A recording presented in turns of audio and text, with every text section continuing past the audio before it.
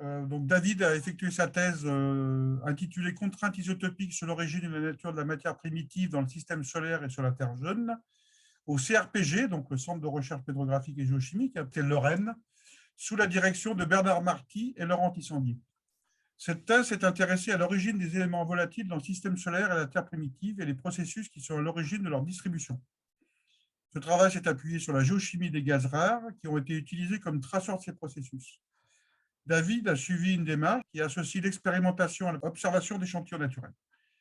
Les évaluations du comité du prix A.U. Lacroix ont signé la qualité exceptionnelle du travail effectué, tant au niveau de la présentation pédagogique, d'une quantité impressionnante de résultats qui donne un caractère abouti à la thèse témoignant d'une grande maturité du candidat, que de l'implication du candidat dans les développements méthodologiques et instrumentaux novateurs, ainsi qu'un effort de publication particulièrement soutenu. Donc après tout cet éloge de compliments, je te laisse la parole. Merci beaucoup. Je suis vraiment très content, très honoré d'avoir eu ce prix. C'est un peu le premier prix vraiment que je reçois, donc je suis très content et je m'en souviendrai. Et je ne savais pas trop aujourd'hui quelle audience j'aurais, donc j'ai demandé, on m'a dit que vous aviez des expertises variées et que vous n'étiez pas forcément experts tous dans le domaine, donc j'ai essayé de faire une présentation qui est plutôt simple et basée sur les concepts et les questions que je me suis posées, plus que sur les résultats un peu techniques qu'on aurait pu trouver. Et mon but dans cette présentation, c'est de vous donner du coup une vue d'ensemble des travaux qu'on a fait, des questions qu'on s'est posées et des outils qu'on a utilisés pour tenter d'y répondre. Donc, comme vous l'avez dit, mon sujet, c'est contraintes isotopiques sur l'origine et la nature de la matière primitive dans le système solaire et sur la Terre jeune. Donc, il y a deux notions dans ce titre-là que je vais essayer de mieux expliquer dans cette introduction, contraintes isotopiques et matière primitive. Et si je devais reformuler ce titre, finalement, ça revient à quelle est l'origine des éléments volatiles terrestres. Alors, les éléments volatiles, c'est l'eau, le carbone, l'azote. Et c'est des éléments qui sont particulièrement importants parce qu'on les retrouve dans l'atmosphère. Et cette atmosphère terrestre, elle nous protège des rayons ionisants venant du Soleil, des impacts de météorites quand elles ne sont pas trop grosses. Et grâce à l'effet de serre, ça maintient une température ambiante qui permet à l'eau de rester sous forme liquide, ce qui est un élément essentiel de l'émergence et du maintien de la vie sur Terre. Donc, cette question de l'origine des éléments volatiles, elle peut avoir en gros deux réponses. On va considérer dans cette présentation des sources qu'on dira internes et des sources externes. Internes, c'est tout ce qui est préservé à l'intérieur de la Terre depuis sa formation et qui est progressivement dégazé vers l'atmosphère. Et sources externes, c'est ce qui, après formation de la Terre, va être apporté sur notre planète via les corps astéroïdaux et cométaires. L'outil qu'on utilise, c'est des contraintes isotopiques. Donc, quand on regarde les éléments d'intérêt ici, hydrogène, oxygène, carbone, azote, on voit que tous ont différents isotopes et on va pouvoir utiliser ces rapports isotopiques à deux fins. La première, c'est comme traçage de source. Donc, c'est-à-dire que si on a une source ici, je vais représenter un rapport isotopique d'un élément A avec deux isotopes, les lettres A de différentes tailles. Et donc, on a une source 1 et une source 2 qui ont des rapports isotopiques différents, donc des proportions différentes de leurs isotopes. Et donc, si on fait un mélange entre ces deux sources, ici dans la proportion 50-50, on se retrouverait avec cette composante intermédiaire. Et donc, c'est comme ça que les isotopes peuvent être utilisés en faisant des mélanges, des convolutions de mélanges pour retracer l'origine des volatiles. L'autre façon d'utiliser les isotopes, c'est traçage de processus. Alors bien sûr, c'est extrêmement basique, mais je préfère rappeler tout ça. Mais les isotopes ont différentes masses et donc vont être sujets au processus physique de différentes manières. Dans le cadre de la diffusion, comme ici, les éléments les plus légers vont diffuser plus rapidement et on va avoir le fractionnement isotopique. C'est l'inverse pour la condensation, on va favoriser les éléments lourds, etc. L'important, c'est que ces processus vont affecter la composition isotopique des réservoirs géologiques au cours du temps. Et donc, le problème qu'on a avec l'hydrogène, l'oxygène, le carbone et l'azote, c'est que ces éléments ils participent aussi dans d'autres réactions que des processus physiques. On va avoir des fractionnements qui peuvent être chimiques ou liés à des processus biologiques. Donc, c'est assez difficile, finalement, aujourd'hui, d'interpréter ces résultats sur les éléments majeurs du fait de la potentielle contribution de ces processus secondaires. Donc, pour cela, on utilise les gaz rares. Donc, les gaz rares, ils nous intéressent tout particulièrement parce qu'ils sont chimiquement inertes et donc ils vont être simplement sujets à des fractionnements d'origine physique. Ils sont extrêmement volatiles. 90%, en gros, par exemple, du xénon se trouve dans l'atmosphère. Et donc, ils vont pouvoir tracer le comportement des éléments volatiles majeurs qui nous intéressent. Et puis, si on prend tous les gaz rares, il y a 23 isotopes, donc on a de quoi faire. Il y a plein de contraintes qui peuvent être apportées en combinant ces différents isotopes. Donc, je vous ai dit qu'on avait ces deux différentes sources, les sources internes et les sources externes. Et pour comprendre comment est-ce que tout a commencé, il faut remonter à l'histoire, à l'origine du système solaire et à l'origine de notre planète. Et donc, pour ça, je vais vous montrer cette petite vidéo que Patrick Michel m'a partagée. Et donc, vous voyez une vidéo qui montre un disque protoplanétaire, la nébuleuse protoplanétaire, au tout début de la formation du système solaire. C'est principalement du gaz turbulent au sein duquel des particules vont condenser et vont être transportées par la turbulence jusqu'à ce qu'elles se rencontrent, potentiellement s'agglomèrent pour former des corps de plus en plus gros. Ici, vous avez la taille d'un galet, puis d'un planétésimal, puis éventuellement d'un embryon planétaire et à la fin d'une planète. Donc ça, c'est le schéma classique de formation planétaire. Ce que vous voyez, c'est qu'on a ici deux sources d'éléments volatiles potentiels qu'on peut directement identifier. Le gaz de la nébuleuse lui-même, et puis le matériel, la poussière, la roche, le matériel solide. Ce matériel solide, c'est finalement exactement le même matériel qu'on retrouve aujourd'hui dans les météorites et qu'on peut analyser pour essayer de comprendre les briques élémentaires qui ont formé la Terre. Donc ça, c'est les deux pôles qu'on a pour commencer. Il y en a un troisième dont je vais parler pendant cette présentation, qui est le pôle cométaire. Donc, les comètes, c'est presque comme les astéroïdes, sauf qu'ils se forment beaucoup plus loin dans le système solaire.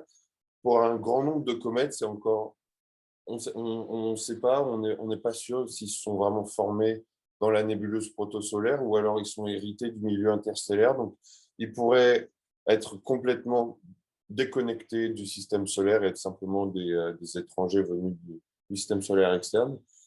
L'intérêt qu'ils ont, c'est qu'ils sont extrêmement riches en eau et en matière organique.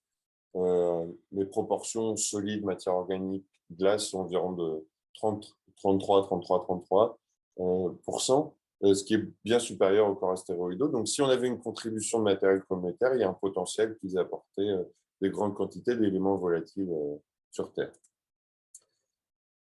Donc, ces différents réservoirs, ce qu'on sait aujourd'hui, c'est qu'ils ont des compositions isotopiques différentes.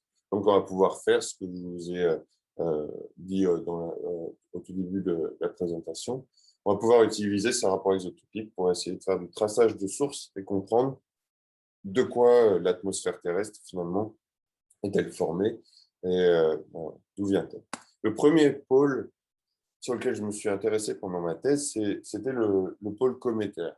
La raison pour laquelle j'ai commencé par ça, c'est que quand j'ai commencé ma thèse et commencé à travailler au CRPG, c'était pile poil au moment où la mission Rosetta faisait les premières mesures de gaz rare in situ près d'une comète. Donc, ce qu'il faut savoir, c'est que depuis les années 80, il y a eu des expériences en laboratoire de synthèse de glace amorphe avec des gaz rares pour essayer de comprendre un peu le comportement des gaz rares dans la glace, essayer de voir quelle pourrait être la composition cométaire et comment est-ce que cette composition pourrait s'inscrire dans ce qu'on comprend de l'origine des volatiles terrestres. Mais tout ça était bien sûr simplement exploratoire, et c'est depuis les résultats de la mission Rosetta qu'on a une idée bien plus précise de la composition isotopique des comètes. Donc cette comète-là, c'est la comète Churyumov-Gerasimenko, et l'instrument principal qui a généré les résultats dont je discute aujourd'hui et auquel je me suis intéressé pendant ma thèse, c'est l'instrument Rosina que je vous montre en haut à droite, qui est un spectromètre de masse euh, plutôt classique. Donc, les mesures qui m'ont particulièrement intéressé, c'est bien sûr celles des gaz rares. C'est les premières mesures qui ont été faites in situ sur une comète. Et pour vous expliquer un peu ces résultats-là, je vais vous montrer les résultats dans ce diagramme isotopique. Donc, ici, on regarde les isotopes du xénon. Sur l'axe des Y, vous avez le rapport 128 sur 132, c'est deux isotopes du xénon. Et sur l'axe des X, 136, 132, c'est deux autres, enfin, 136, c'est un troisième isotope du xénon. Et donc, dans ce diagramme isotopique, vous avez l'air actuel qui est représenté par la planète Terre, les chondrites qui sont représentés par la météorite et le symbole Q, et puis le gaz de la nébuleuse qui est ici en fait représenté par SW qui veut dire solar wind. Et en fait, l'analyse aujourd'hui du vent solaire, c'est notre meilleure façon d'avoir une idée de la composition de la nébuleuse initiale. Et ce point rouge ici, c'est ce qu'on appelle le U-xénon. Le U-xénon, c'est le précurseur de l'atmosphère terrestre. On sait que l'atmosphère a évolué au cours du temps par fractionnement dépendant de la masse. Elle a commencé avec une composition qui était caractérisée par cette signature U-xénon que les gens ont pu contraindre mathématiquement depuis les années 80. Mais vous allez voir que finalement, on n'a jamais pu l'expliquer jusqu'à ces mesures sur la comète. Donc, je reviendrai sur cette idée du xénon et de l'évolution de la composition du xénon au cours des temps géologiques. Pour le moment, ce qui nous intéresse, c'est les comètes. Et donc, ici, vous avez les trois mesures qui ont été faites sur l'isotope du xénon et de la comète. Et donc, ce qu'il y a d'intéressant, c'est que pour la première fois, en fait, on peut donner une explication pour l'origine de ce xénon dans l'atmosphère. Et il suffit, entre guillemets, de faire un mélange entre environ 20% de matériel de xénon d'origine cométaire et 80% de xénon d'origine soit nébulaire, soit chondritique. Donc, en d'autres termes, un des premiers résultats qui a été publié donc, dans un article où Bernard était premier auteur, c'était donc de dire que l'origine du xénon dans l'atmosphère vient de 20% environ de comètes et 80% de matériel soit chondritique, soit solaire. Donc, ce qui est d'important ici, c'est que cette signature cométaire, elle a de nombreuses implications. Juste en vous en donner une ici, c'est que le rapport 136 sur 132 il est particulièrement intéressant parce que l'isotope 136 n'est produit que par des processus de nucléosynthèse de type R. Alors, qu'est-ce que ça veut dire? On a dans la galaxie, dans l'univers, plein de processus nucléaires qui vont produire des isotopes. Ici, vous avez un diagramme où sur l'axe des Y, vous avez les différents éléments avec le nombre Z, les protons, et puis sur l'axe des X, vous avez les différents isotopes avec différentes quantités de neutrons. Et donc, le xénon, il est sur la première ligne que vous voyez tout en haut, et je vous ai représenté différentes sources d'isotopes dans la galaxie. Vous avez les étoiles de type AGB, les Giant Branch, et puis vous avez les neutrons de mergers, les supernovas, etc. Tous ces processus qui vont faire qu'on va synthétiser des isotopes de différentes façons. Le processus R vient pour rapide, où en fait on a de la capture neutronique rapide. Il y a tellement de neutrons, donc dans les neutrons de mergers ou les supernovas, qu'on va pouvoir générer des isotopes de masse élevée. Donc ici, par exemple, le xénon, 134 et 136 sont de couleur rouge parce qu'ils sont exclusivement produits par des processus qui vont être riches en neutrons. D'autres processus comme S-process sont de la capture neutronique lente et vont produire plutôt les isotopes légers. Et donc, lorsque le système solaire s'est formé, il avait un certain environnement stellaire, en l'occurrence, et il a très bien pu donc être à côté d'une étoile qui a une supernova, ce qui a pu introduire du matériel riche en isotopes riche en neutrons dans le système solaire, et donc induire comme ça un gradient des hétérogénéités dans la composition nucléosynthétique du matériel qui a pu amener à la formation des planètes. Et ici, donc, la composition qu'on a sur la comète, elle a un déficit en processus R. Donc, ça veut dire que les comètes ont une composition isotopique qui est nucléosynthétiquement différente du reste du système solaire que l'on connaît, différente des chondrites, du vent solaire que vous voyez ici, et qui sont principalement reliés entre eux par des processus dépendants de la masse. Donc, cette information a des implications sur les hétérogénéités grande ampleur de la composition nucléosynthétique du matériel de départ de la formation planétaire. Et donc, forcément, donc au tout début, on s'imagine donc que ces réservoirs étaient complètement séparés, mais on a besoin d'avoir des apports cométaires tardifs pour expliquer la composition qu'on a dans l'atmosphère terrestre. Donc, tout ça, ça a des implications sur la dynamique d'évolution du système solaire, sa structuration isotopique originelle et la formation de l'atmosphère. Un des résultats aussi qui nous a intéressés, c'est l'isotope du krypton. C'est le même principe que pour l'isotope du xénon. Ici, vous avez deux isotopes, 86-84 sur l'axe dy et 82-84 sur l'axe dx. Et ce qu'on voit, c'est qu'on observe à peu près la même chose, un mélange entre 80% de matériel ici qu'on identifie comme étant chondritique et 20% de matériel cométaire. Le krypton est particulièrement utile ici puisque, contrairement au xénon, il nous permet de différencier la source complémentaire des comètes comme étant chondritique et non solaire. Et ça, c'est particulièrement intéressant parce que les chondrites, les météorites, on les connaît, on connaît leur composition. On en a mesuré des milliers et des milliers. Donc, avec cette unique mesure de matériel cométaire qui nous donne un peu une idée de ce qu'ont pu la composition potentielle des comètes, il est possible de faire un mélange binaire entre matériel cométaire comme mesuré sur la comète 67P, et puis matériel chondritique tel qu'on le connaît à partir de notre analyse des météorites.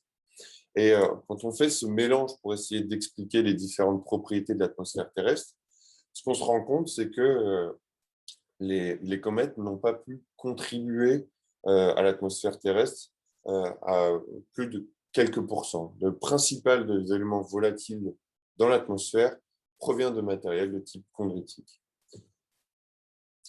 Donc, ça, c'est ce que je viens de vous dire. Et une façon d'expliquer cela, c'est que ces contraintes-là sont basées sur les isotopes du xénon, notamment, que je vous ai montré. On sait que 20% du xénon de l'atmosphère provient de matériel cométaire. Ce qui se passe, c'est que le rapport xénon sur eau qui a été mesuré sur la comète est tellement élevé qu'il faut en fait apporter quelques pincées seulement de comètes pour expliquer le budget de xénon de l'atmosphère. Et donc, ça veut dire que cette pincée de matériel cométaire n'apporte pas suffisamment de carbone, d'azote et d'eau pour que la contribution cométaire aux éléments majeurs soit significative. Alors, pourquoi est-ce que cette comète a un rapport xénon sur eau aussi élevé et de façon générale, gaz rare sur eau aussi élevé? Ça, c'est une question qui reste ouverte. Et pendant ma thèse, j'ai mis au point cette expérience qu'on a appelée EXCITING pour Exploring Xenon in Cometary Ice by Trapping and Irradiating Noble Gases.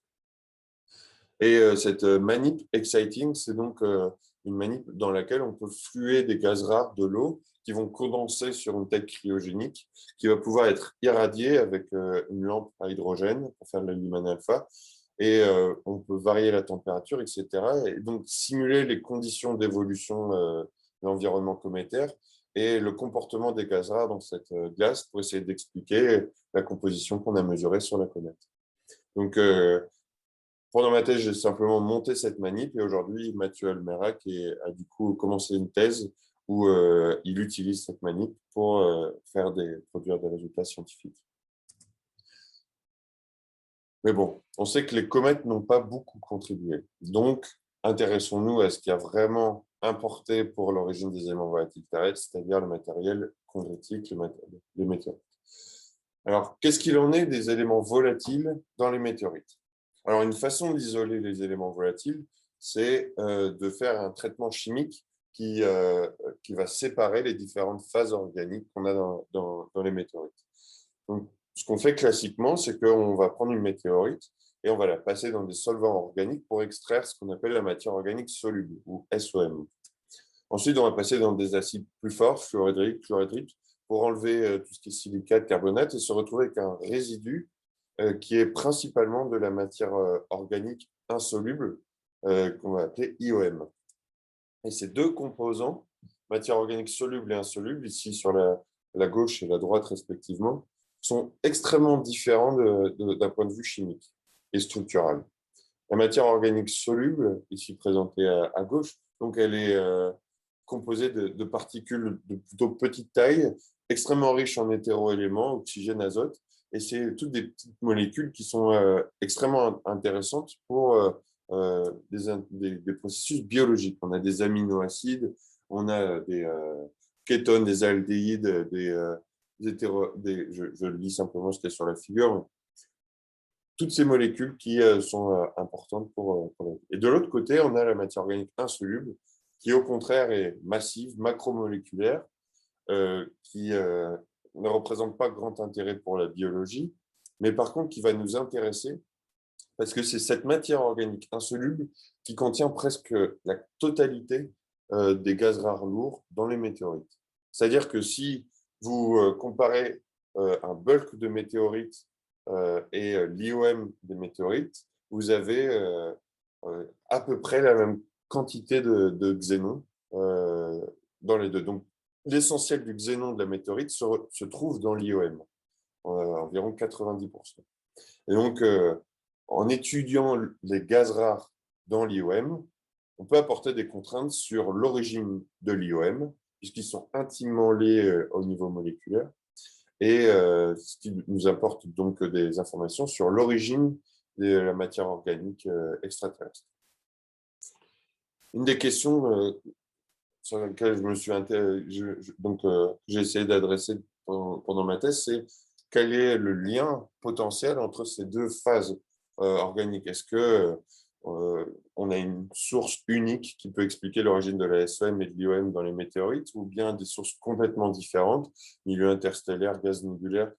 Voilà, j'ai essayé de répondre à ces questions. Et pour ça, la première étape, ça a été d'analyser de la matière organique et des gaz rares dans les météorites.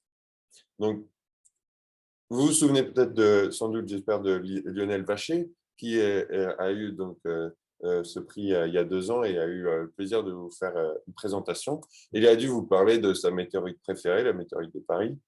Et donc, j'ai aussi analysé la météorite de Paris. On aime tous cette météorite parce que c'est une météorite carbonée qui est très primitive, la plus primitive que l'on connaisse à ce jour.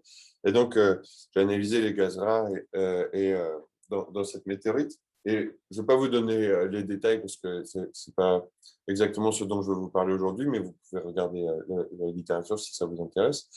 Mais ce qu'on a trouvé, c'est des signatures en fait, de nucléosynthétiques qui sont tout à fait intéressantes dans cette météorite et qu'on peut associer en fait, à la présence de grains solaires qui correspondent exactement à ce matériel que je vous montrais dans la vidéo, qui peut être éjecté par les supernovas et qui peut être incorporé dans le système solaire au tout début de sa formation et donc préservé dans les météorites les plus primitives. Parmi ces grains très solaires, il y a notamment des nanodiamants. Il y en a des milliards de nanodiamants dans les météorites. Et statistiquement, un nanodiamant a environ un atome de xénon. donc extrêmement peu. Mais il y en a tellement des nanodiamants que il est possible d'identifier la signature de xénon portée par ces nanodiamants dans les météorites. Et c'est donc ce qu'on a fait dans cette étude. Mais ce qui est d'encore plus intéressant pour ce dont je veux vous parler aujourd'hui, c'est la signature des gaz rares des météorites en général. Pourquoi est-ce que c'est intéressant? Parce que vous voyez ici sur le graphique de gauche, les isotopes du xénon qui sont normalisés à la composition du vent solaire. Donc en rouge, vous avez un spectre typique de l'IOM des météorites, et en jaune, vous avez la composition de la nébuleuse. Donc ici, il y a un excès en 129, on sait très bien ce que c'est, ça vient de la décroissance de l'iode 129. Donc si vous vous dites, oh, c'est pas trop, il n'y a pas vraiment de corrélation, sachez qu'il y a des déviations, mais qu'on les comprend. Et globalement, ce que vous voyez, c'est un enrichissement en isotopes lourds de l'IOM par rapport à la composition de la nébuleuse. Donc, ici, étant donné qu'on normalise la composition de la nébuleuse, vous avez donc cette tendance d'enrichissement en isotopes plus lourds. Et cette signature, elle est ubiquitée dans toutes les météorites qu'on peut trouver, même les météorites différenciées, les météorites de fer, les météorites carbonées, etc. On trouve toujours cette signature qu'on appelle la signature Q. Et celle-ci nous renseigne sur la formation de l'IOM. Son origine, elle est encore débattue, mais ce qui est d'important comme contrainte, c'est que la seule manip expérimentale qui ait jamais reproduit ce fractionnement isotopique qu'on observe dans l'IOM par rapport à la nébuleuse, c'est les manips de nébulotrons. Donc, c'est les manips plasma dont je vais vous parler brièvement maintenant. Et donc, c'est des manips plasma de synthèse d'organique en milieu ionisé et en présence de gaz rares, qui ont été capables de piéger les gaz rares en reproduisant le fractionnement observé dans les météorites. C'est le travail de Maya Kuga. Et donc, l'objectif, moi, de la thèse, ça a été de reprendre les mêmes expériences, mais de faire une nouvelle génération de nébulotrons avec la technologie du ultra-vide gaz rare pour faire des manips propres et synthétiser des matières organiques qu'on va pouvoir analyser chimiquement et moléculairement pour comparer à la composition des météorites. La nouvelle manip, c'est ça, donc ça n'a rien d'extraordinaire. C'est la manip de nébulotron que j'ai construite. Et ici, ce que vous voyez, donc il y a les différents composants. C'est simplement donc un générateur électrique et on va avoir une torche plasma qui va pouvoir être allumée puis entretenue. Et on va fluer du gaz, ici du monoxyde de carbone, de l'azote et de l'hydrogène, comme dans la nébuleuse. Ce gaz va passer à travers le plasma, puis à travers un piège froid pour avoir les espèces plus volatiles, et puis être pompé vers l'extérieur. Et donc, pendant plusieurs heures, on va fluer le gaz, et à la fin de l'expérience, ce qu'on voit, c'est que le tube il est recouvert de matière organique. Ça tombe bien puisque c'est ça qui nous intéresse. On va pouvoir récupérer cette matière organique et la passer faire tout le traitement chimique dont je vous ai parlé pour extraire la matière organique soluble, insoluble, et puis comparer avec ce qu'on a dans les météorites.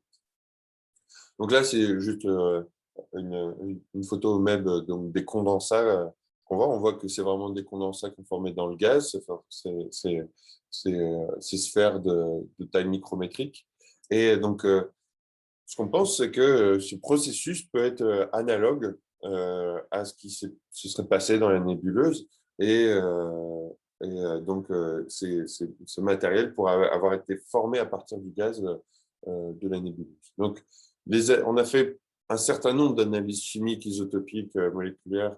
On a fait de la RMN, de l'orbitrap, etc.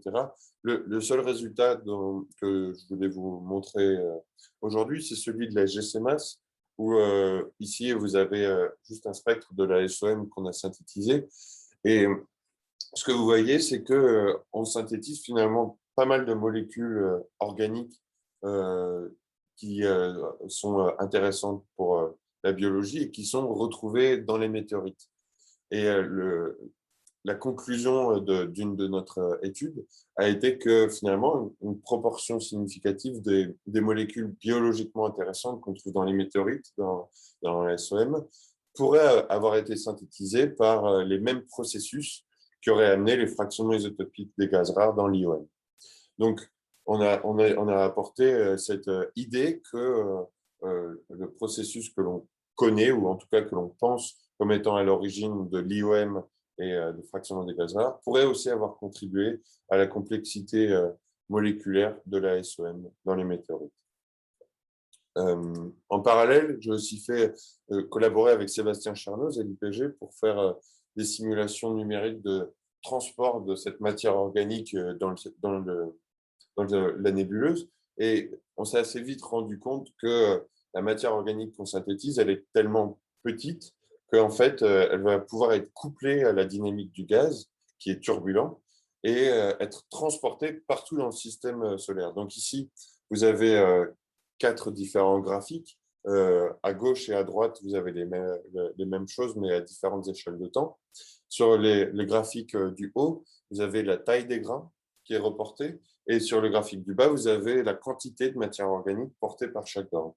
Donc, c'est des modèles, bien sûr, qui sont complètement sous contraints. Le taux de production qu'on a en laboratoire n'est certainement pas le même que celui qu'on a dans le milieu naturel, étant donné que les pressions qu'on utilise, environ 1 millibar pour nos expériences, sont plus élevées que les pressions dans le milieu naturel.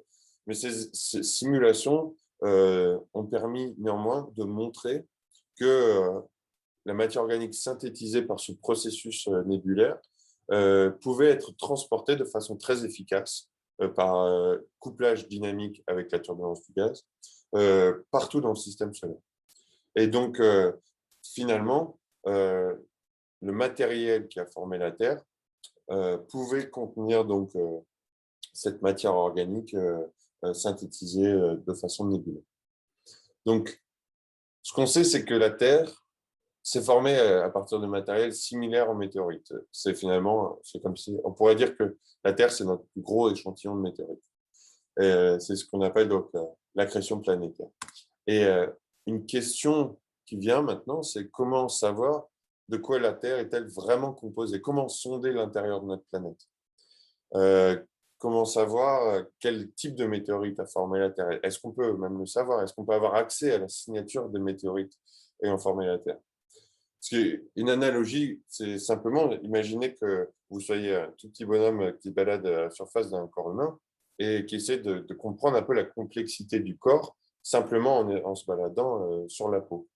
Alors, si vous avez une blessure, vous allez avoir une hémorragie du sang, comme du magma qui sort, du volcanisme, vous pouvez avoir un accès au fluide interne du corps que vous essayez de sonder. Si vous allez près du cœur, vous allez entendre les battements du cœur. C'est un peu comme la sismique, où on arrive à imager un peu la structure interne du globe, mais on n'a jamais vraiment accès au matériel et à la complexité de la structure interne de notre planète. Une façon peut-être de pallier à ce biais, c'est finalement, et j'arrêterai l'analogie ici, c'est d'analyser les gaz. Donc ici, vous avez une illustration des gaz volcaniques qui émanent de notre planète, et un des intérêts, un des enjeux de la géochimie, en tout cas dans le domaine des gaz rares, c'est d'essayer de comparer la signature des gaz volcaniques qui émanent de la Terre avec celle des précurseurs cosmochimiques que l'on connaît, donc les comètes, les météorites, la nébuleuse, et essayer de reconstruire l'histoire d'accrétion des éléments volatiles terrestres en sondant différents réservoirs mantéliques, différents réservoirs géologiques, et en essayant d'y trouver ces signatures des précurseurs d'éléments volatiles. Donc, on est par exemple allé pendant la thèse à Yellowstone, on a fait plusieurs missions.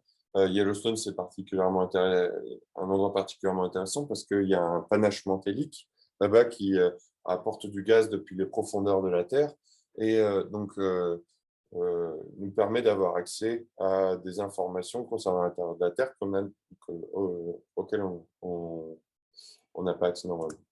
Et donc, une technique qu'on a développée, c'est l'utilisation des bouteilles qu'on dit de Gegenbar.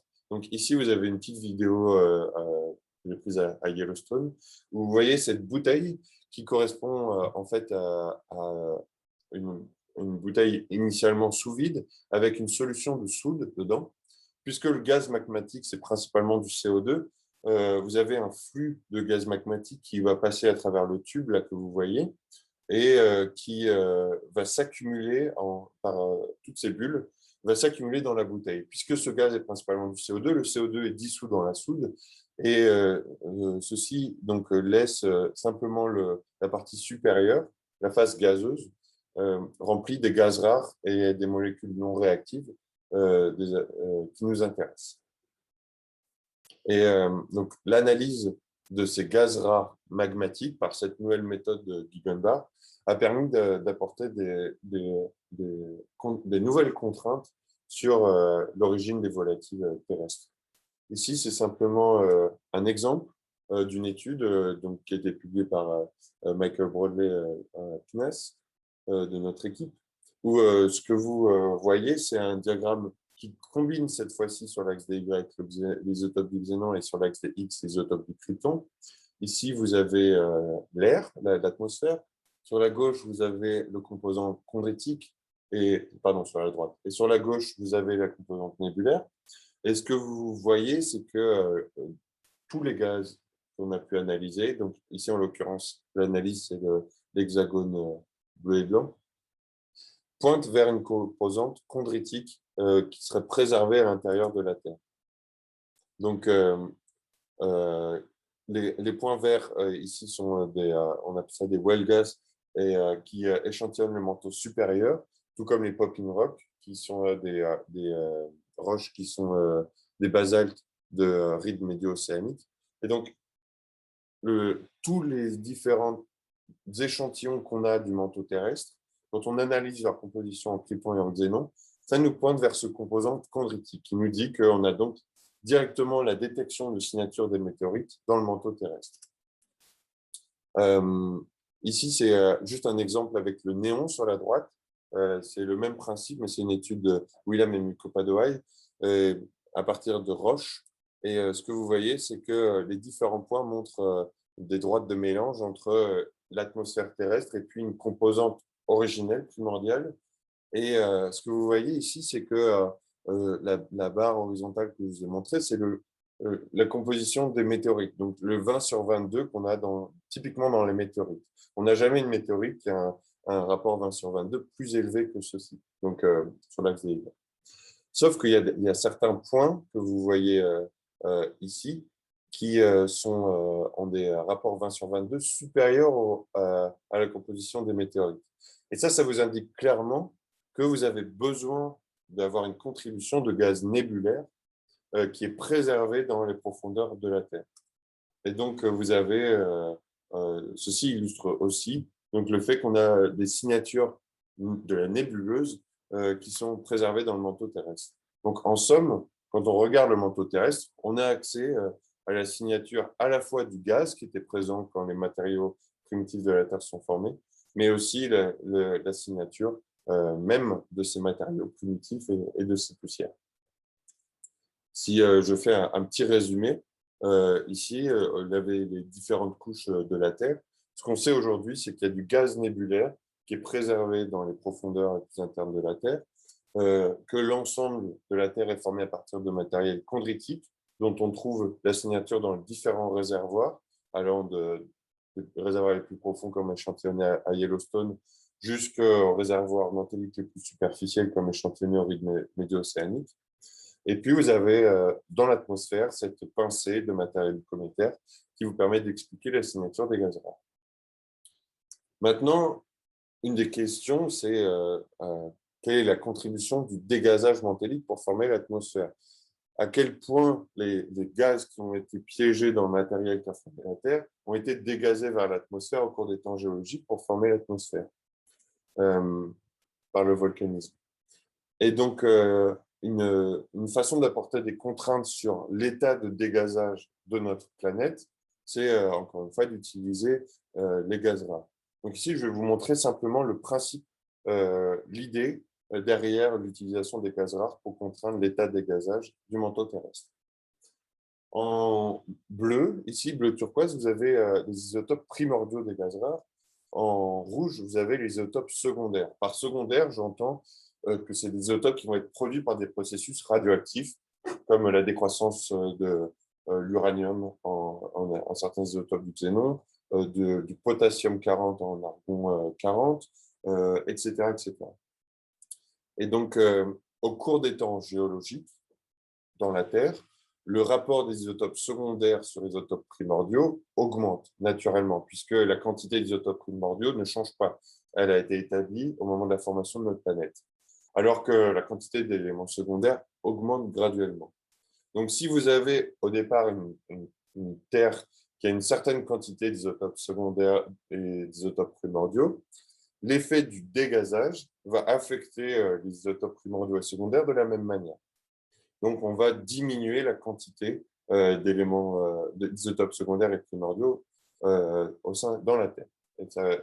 On va enrichir l'atmosphère en ces isotopes.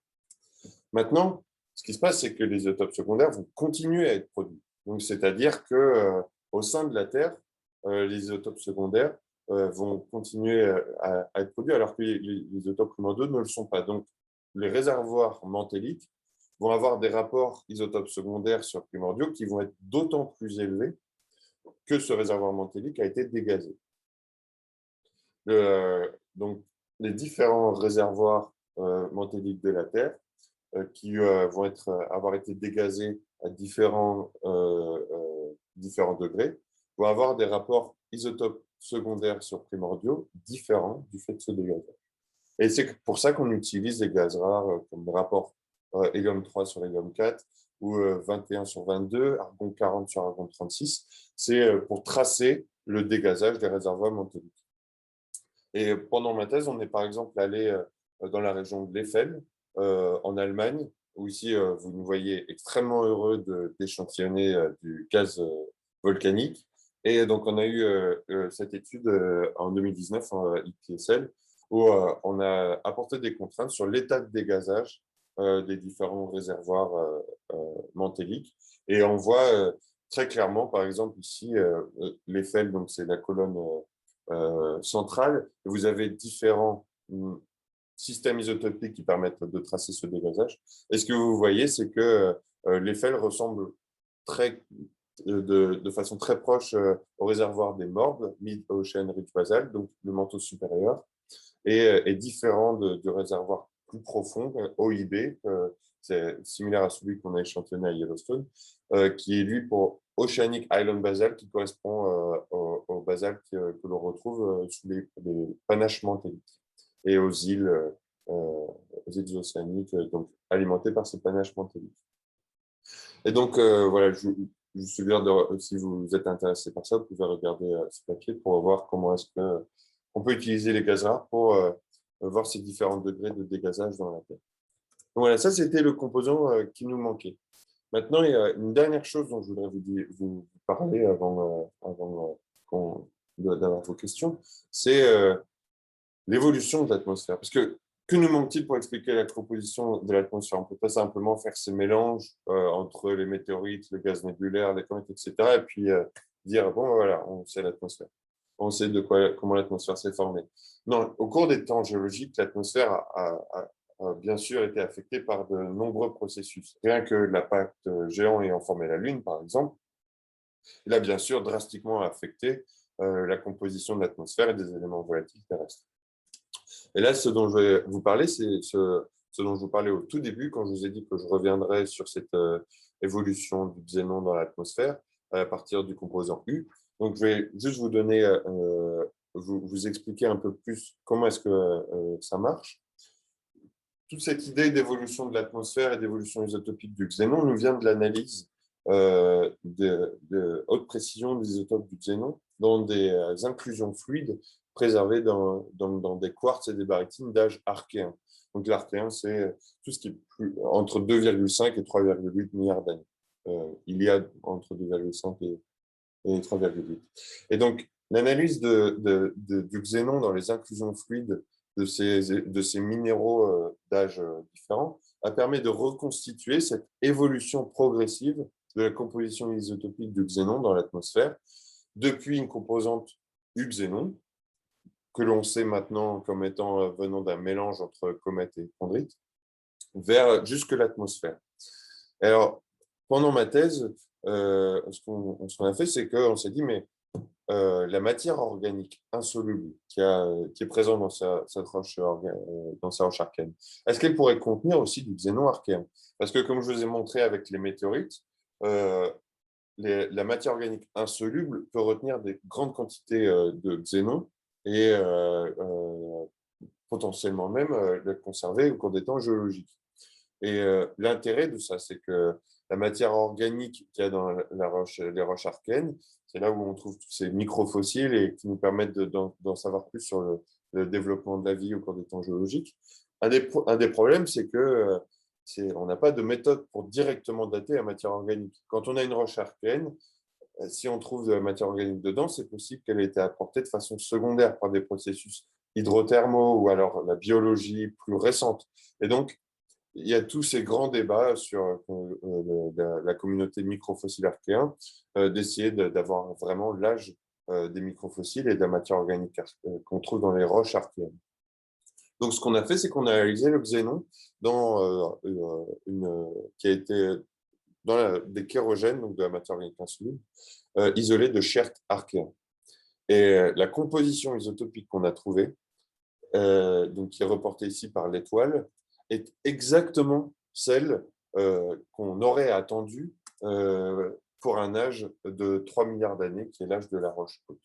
Donc, ce qu'on a proposé, c'est que le xénon, présent dans les matières organiques archéennes, pourrait être un outil pour dater directement la matière organique, donner un âge modèle à la matière organique, indépendamment de l'âge de la roche. Et donc, si on a un chérogène avec des microfossiles, on peut analyser ces compositions isotopiques en xénon.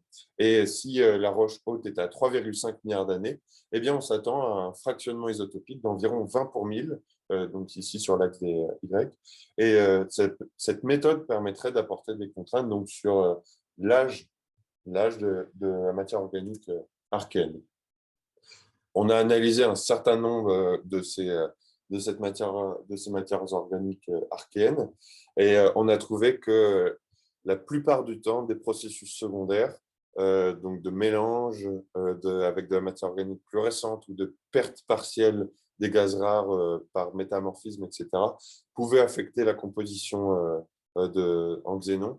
Et donc que cette méthode, bien que prometteuse, à ses limitations, bien sûr. Et donc, je vous réfère au papier. N'hésitez pas à poser des questions si ça vous intéresse. Ce qu'il y a d'important ici, c'est donc que cette évolution du xénon que l'on trace dans les roches et dans les minéraux et puis dans la matière organique archéenne, elle trace forcément le processus d'évolution de l'atmosphère au cours des temps géologiques. C'est aussi quelque chose qui est débattu, l'origine de cette évolution isotopique du xénon. Le modèle qui est aujourd'hui le plus communément admis, c'est que le xénon a été perdu au cours des temps géologiques par fuite vers l'atmosphère et on aurait perdu environ 12 fois la quantité de xénon actuellement présente dans l'atmosphère vers l'espace par échappement hydrodynamique. Et ce processus-là serait à l'origine du fractionnement isotopique progressif des isotopes du xénon au cours des temps géologiques.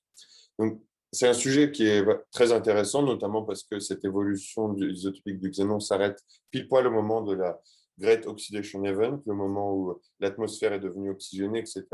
Et donc, c'est Guillaume Avis à l'IPG qui travaille sur ça et essayer de comprendre ce que cette évolution isotopique du xénon peut nous apporter comme contrainte sur l'évolution de l'atmosphère de façon plus globale.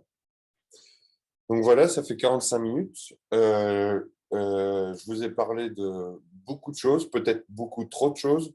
J'espère que ça n'a pas été trop intense. Mon ambition, c'était de vous donner un peu cette vue d'ensemble des sujets que j'ai abordé pendant ma thèse.